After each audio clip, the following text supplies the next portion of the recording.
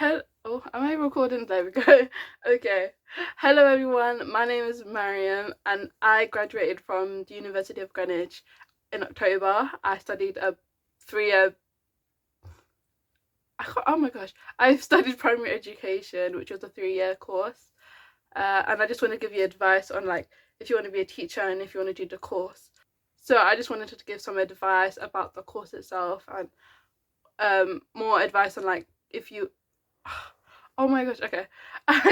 So I just want to give some advice on just the course itself and what I would say to you guys. One piece of advice is just think about what that course is about, what it entails, because there's a lot of courses to do with primary education or just the education sector in general, and you don't want to get to the stage where like you think it's one thing and then like you're completely like just blindsided, oh, this is not what I want to do. So just like research a lot, because it's like primary education studies is different from like primary education, even though they can deal with same kind of things, they're not the same. I also say on top of that, think about what type it is, because like a PGCE is different from what I did. PGCE can be more intense. It can be like 2 years. I think it can be 1 year, but I think that's like a different type of course in general. So be careful, because with mine it was a 3-year course, so everything was kind of spread out. There were moments of when it was quite intense, but I guess for us everything was spread out more, which was really helpful. So that's my piece of advice for you. Basically, I would say that I'm an academic. I don't know. To be fair, I don't think I'm an academic now. Now I just think I like learning. Like I don't think I'm completely like studious. Oh, I don't even know. Possibly, but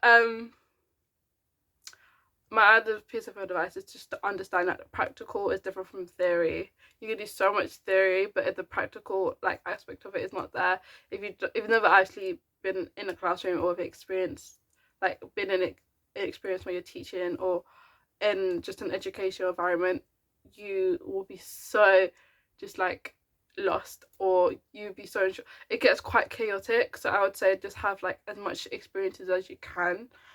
It's something that happens with your course anyways, and just on top of that, know that it doesn't stop. Like you're always continuously learning and progressing and learning and progressing, because children change, education changes, theories change, ideas change, you change as well. Why systems work, or this is how different teachers interact, or how different teams work. It really establishes, okay, this is what you can bring, or this is what type of teacher you want, or this is the type of environment you want to be in, or this is the type of environment you don't want to be in. To lead on from that point, doing TA work and supply work is so helpful. TA work is basically when you're supporting a teaching assistant, but you're supporting the class teacher, you're maybe getting resources, maybe helping small groups out, you're maybe getting resources, printed out resources. In a TA or just or even just a volunteer is so helpful, because it helps you can support the class teacher and see what they're doing in the classroom, how they interact with different children, what resources they use, what helps them, what may not help them, so it can help influence you and your classroom. It's also beneficial because you get a better understanding of if this is even the right career choice for you, or if what kind of environment you want to be in. Another thing is it really does build your confidence. I've been doing supply work since like around May, and it's really like built my confidence around like a lot of the areas, like SEN, helped me know how to challenge children, or how to kind of adapt to fit the needs of the children in my classroom. This is probably the funniest thing, and whenever I tell anyone that I'm doing primary education, they're like, oh, I could never do that, because I would never know how to handle children. To be fair, children change, children are always different, they're growing, they're learning, they have tough home lives, they have tough school lives. All children are different. It's just how to kind of work with them. I think a lot of people, when they think of just naughty children, they think the children are working against them, or they think that they're just like off the rail. Sometimes they are, and it's difficult to manage that, but you have support systems, or you even yourself, you're always kind of continuously building that what's that word, like that like building a portfolio, basically. That's not the right word, but we're going to keep it. Basically building that portfolio of like behavior strategies, behavior strategies, how you can interact with them, how you can interact with different children. A part of that is also knowing that you always like learn, like as you work with the children, you kind of understand them more. So it's like you might like this child might be always like quite angry, but then after a while, if you get to know them and you build that kind of relationship with them, you understand, okay, this is how you can best support them, or this is how, because most children just want to learn, all children even, in fact, they just want to learn. And if you're there to listen to them and support them and build that kind of relationship, you will see like all they just want to do is learn, but they might not know how to, because they're still young, they don't know how to regulate. I don't even completely know how to sometimes, but it's just about practice, about giving them the opportunity to, giving the resources to. So yeah, a part of that is also saying like your behavior strategies change and evolve and adapt, and you're not always gonna have